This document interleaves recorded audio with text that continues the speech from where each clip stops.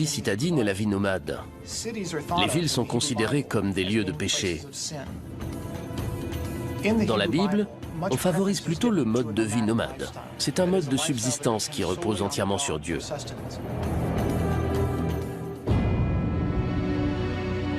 La ville dans laquelle débarque Lot n'est pas un endroit pour un berger droit et vertueux. D'après la Bible, Sodome est une ville de péché.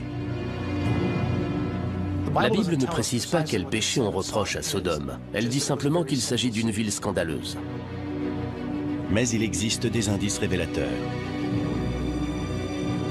Les chapitres 18 et 19 de la Genèse expliquent que des voyageurs rendent visite à Lot. Et pendant leur séjour, des hommes de la ville cherchent à avoir des rapports sexuels avec eux. Le péché de Sodome était-il l'homosexualité?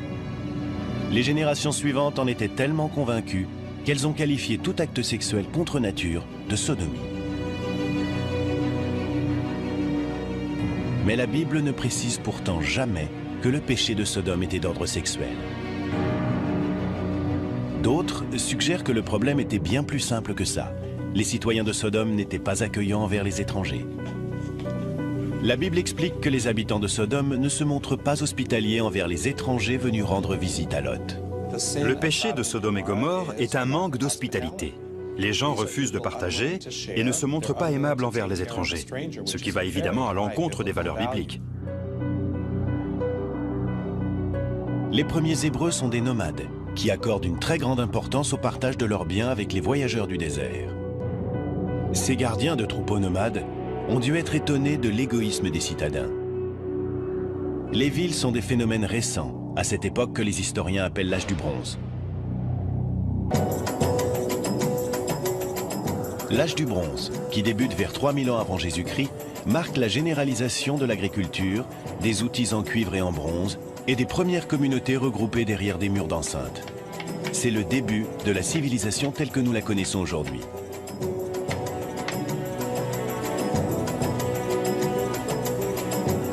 La description qui est faite des villes de l'âge du bronze permet de dater plus précisément le récit biblique, quelque part entre 3200 et 1000 avant Jésus-Christ.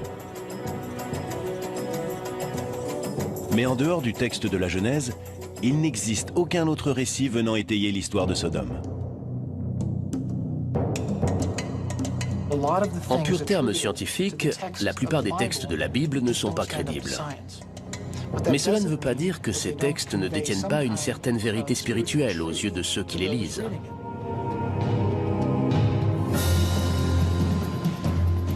Voici ce qu'on a cru pendant des millénaires. Une croyance impossible à démontrer de manière scientifique.